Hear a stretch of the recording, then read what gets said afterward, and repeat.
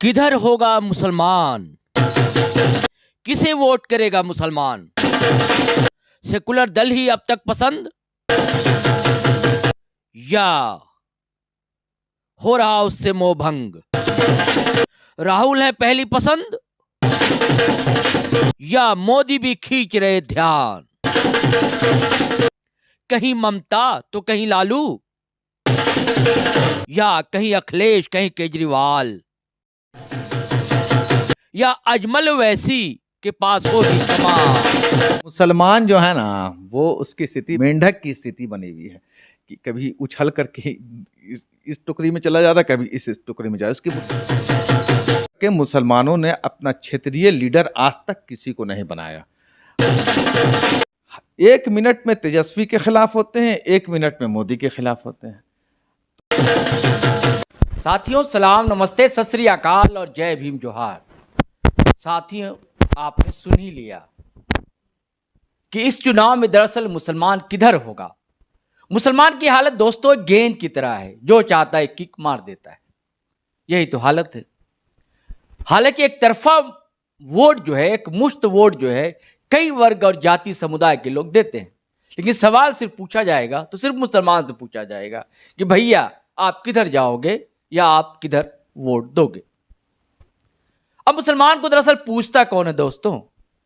अभी press conference हो रही है कांग्रेस के अध्यक्ष मल्लिकार्जुन खड़गे की, वो राहुल गांधी की दूसरी जो न्याय यात्रा है जो मणिपुर से शुरू होगी उसकी चर्चा कर रहे हैं। और उन्होंने बताया कि राहुल गांधी न्याय यात्रा मणिपुर से शुरू करेंगे। मणिपुर में बड़ा नरसंहार हुआ, सर्वविदित है, सभी लोग जानते हैं।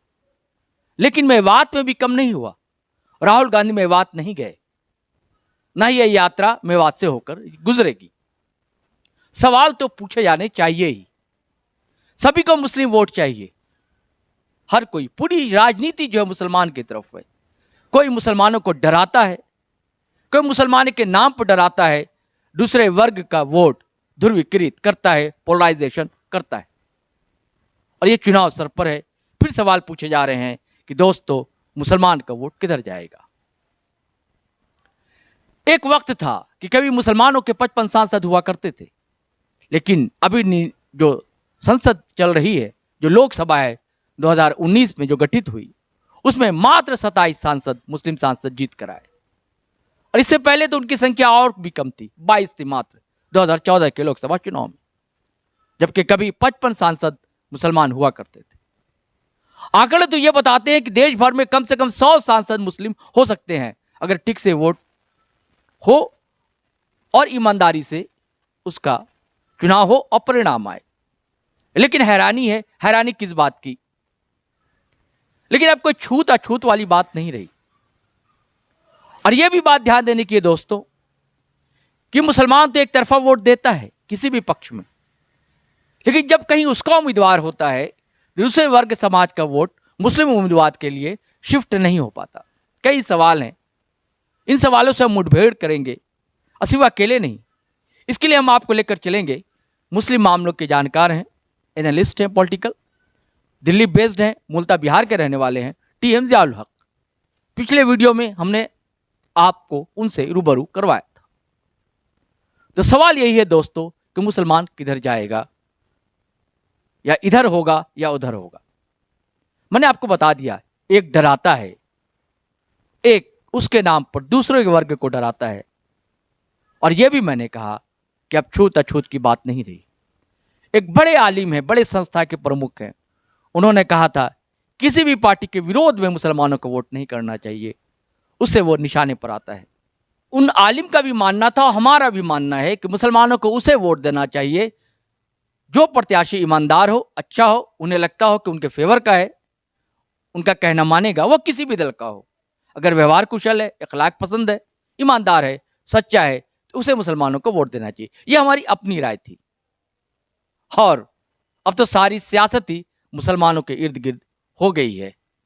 मैंने आपको बताया, कोई पुचकारता है, कोई दुलारता है, तो कोई डराता है। चलिए, कई सवाल हैं, आपके जहन में भी कई सवाल होंगे, हमारे जहन में भी कई सवाल कौंध रहे हैं, तो इसका जवाब जानने की कोशिश करेंगे हम। चलिए, होगा क्या दरअसल 2024 में राजनीतिक परिदृश्य क्या होगा, और सियासत में ऊँट किस ओर करवट बदलेगा, अब मुसलमान किधर जाएगा, इस पर हम चर्चा करेंगे। चलिए और सीधा सवाल करेंगे टीएम ज़ियाउल हक से। बड़ा वर्ग है मुस्लिम समाज, माइनॉरिटी से आता है और आप मुस्लिम मामलों के जानकार, बड़ा करीब से आप दिल्ली में रहते हैं, आप देखते हैं चीज़ों को। आपकी मुस्लिम सियासतदानों से बात होती है, आपकी मुस्लिम इंटेलेक्चुअल क्लास से बात होती है आपकी, तो मुसलमान किधर जाएगा? कहा जा रहा है कि नहीं, मुसलमान जो है एक तरफा मतलब राहुल की ओर खींचा चला जा रहा है, कांग्रेस की ओर जा रहा है, और यही वजह है कि अखिलेश की मजबूरी है कि वो अलायंस करने को मजबूर हो रही है। ये भी खबर आ रही है कि ममता बनर्जी पर भी ये प्रेशर है कि भैया कांग्रेस से आप अलायंस करो, या आरजेडी और जदयू पर भी प्रेशर है बिहार में कि मुसलमानों का प्रेशर है, मुसलमानों का जो कॉकस ग्रुप है वो प्रेशर डाल रहा है कि आपको इधर आना चाहिए। तो इसको आप किस ढंग से देखते हैं, और मुसलमान इस चुनाव में किधर वोट डालेगा, या फिर वैसी की तरफ तो नहीं चला जाएगा? मुसलमान जो है ना, वो उसकी स्थिति बहुत माने मेंढक की स्थिति बनी हुई है कि कभी उछल करके इस टुकड़ी में चला जा रहा है, कभी इस टुकड़ी में जा रहा है। उसकी बुनियादी वजह यह है कि 90 के दशक के बाद पूरे हिंदुस्तान ने, ये दो को छोड़ दिया जाए, एक असदुद्दीन ओवैसी और बदुद्दीन अजमल को छोड़ करके मुसलमानों ने अपना क्षेत्रीय लीडर आज तक किसी को नहीं बनाया।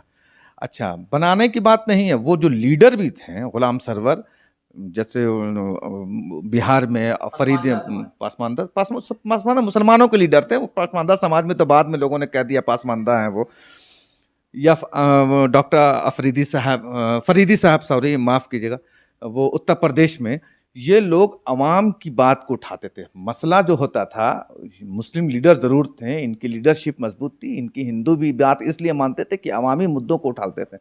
अब बिहार का एक वाक़या देखिए, बिहार में 2 यूनिवर्सिटी, सेंट्रल यूनिवर्सिटी की बात है। अख्तर इमान साहब मुसलमानों के लीडर हैं, अच्छा ऑरेटर हैं, हम बहुत उनका पसंद करते हैं, उनकी तकरीर बहुत अच्छी होती है।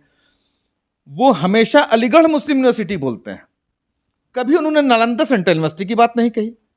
अरे एडमिशन होगा तो अलीगढ़ में खाली मुसलमान पढ़ता है, सिर्फ नाम मुसलमान लगा हुआ है, तो बार बार अलीगढ़ मुस्लिम यूनिवर्सिटी, किशनगंज चैप्टर को अभी चालू नहीं किया गया। अब भाई आप लीडर हैं, आप लीडर किसी एक धर्म और जाति का नहीं होता है। ये तो 2014 के बाद धार्मिक लीडर का जन्म हुआ, उससे पहले जो है जातीय लीडर बने। तो ये मुसलमानों के साथ सबसे बड़ा प्रॉब्लम यह है कि उनको कुछ समझ में नहीं आ रहा है क्या करें क्या ना करें। 1 मिनट में तेजस्वी के खिलाफ होते हैं, 1 मिनट में मोदी के खिलाफ होते हैं। तो मुसलमान की स्थिति अभी पेंडुलम की है, और ऐसा नहीं है कि इस बार पूरा एक जत्था वोट जो है इंडिया को मुसलमान दे देगा। मुसलमान ही बहुत सियाना हो गया, तो कह रहा है कि तुम अपॉर्चुनिस्ट हो तो हम भी अपॉर्चुनिस्ट। अगर सीट उठ सही से बंटवारा है, मुसलमान को ना मिला, तो इसकी नाराज़गी जो है वो इंडिया अलायंस को झेलनी पड़ सकती है। आज तक तो यही सोचते आ रहे हैं। अब देखिए बिहार में, देखिए नीतीश कुमार सरकार बहुत अच्छा चला रहे हैं, इसमें कोई डाउट नहीं। जब कैबिनेट की मीटिंग हुई, पहले जो कैबिनेट बनी तेजस्वी यादव के साथ, जानते हैं, एक तो सिर्फ वो जो था, जो समाजवादी बहुजन समाज पार्टी से जीत के गया, उसको जमा खान को मंत्रिमंडल में शामिल किया, और किसी को नहीं किया। वो भी थर्ड पार्टी था। पहले वाले में तो मान लिया कि नीतीश कुमार के पास मजबूरी थी, कोई मुसलमान नहीं जीता था। तेजस्वी के साथ क्या मजबूरी थी? जब MIM को तोड़ा इन्होंने, तब सरफराज को के भाई का नाम शाहनवाज को मंत्रालय में जगह दिया। तो ये इस तरह का भी काम जो कर रहे हैं, तो इनको नुकसान होगा, ये कोई फायदे की बात नहीं है।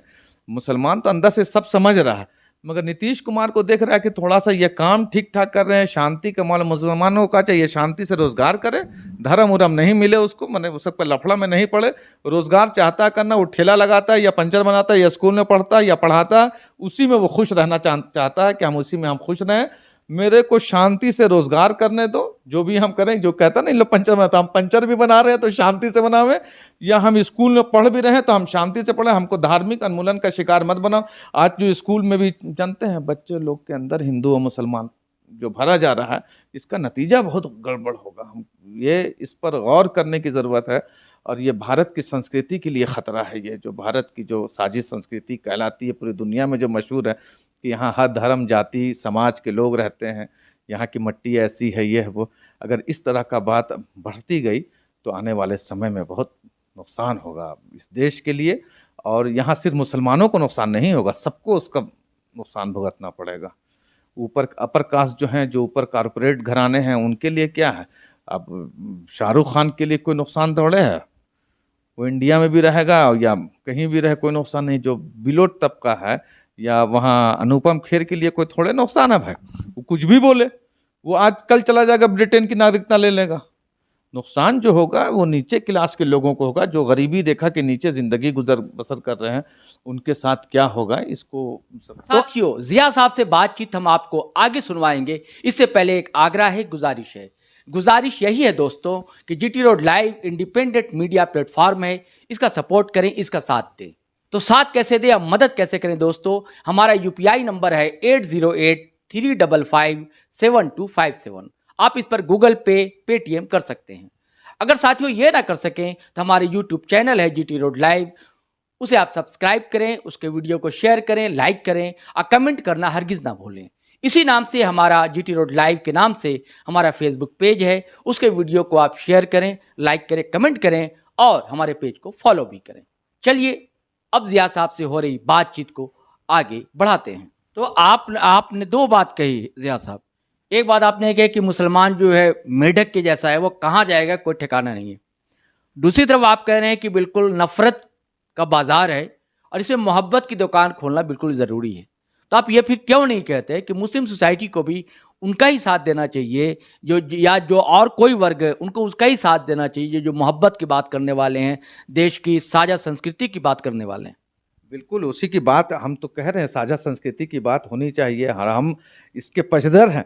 मगर समस्या यह है कि जैसे सड़क का निर्माण होगा तो सबके लिए होगा, सिर्फ ज़िया के लिए नहीं होगा। हम इस बात को अच्छे तरीके से मानते हैं, मगर समस्या ये है कि मोहब्बत की जो दुकान जो है, एक तरफा मोहब्बत नहीं होती है। मोहब्बत के लिए गले दोनों को मिलना होगा। और जो छतरप दल हैं वो ये समझ रहे हैं कि हम मुसलमान को इलाही पार्टनर बना लेंगे, मुसलमानों के साथ अलायंस कर लेंगे तो हमको नुकसान होगा। अब देखिए ना, ओवैसी को लेकर के इनका ये था कि चलिए ओवैसी टन टन बोलता है इंडिया अलायंस में नहीं रखा, बदरुद्दीन अजमल को कहना रखा। पिछली बार तो विधानसभा में अलायंस पार्टनर थे। बंगाल में, आसाम में कांग्रेस और AIUDF चुनाव साथ मिलकर लड़ी थी, मगर इंडिया अलायंस में नहीं रखा। तो मोहब्बत की दुकान एक तरफ से नहीं चलेगी। मोहब्बत अगर बरसाना होगा मुसलमान को, तो ऐसा थोड़ी है कि धर्म बदल रहा है, पार्टी ना बदल रहा है। तो अगर पार्टी बदल रहा है ना भाई, धर्म थोड़े बदल रहा है। चला जाएगा भाजपा में, मोदी जी को वोट दे देगा, ज़्यादा गुस्सा होगा तो।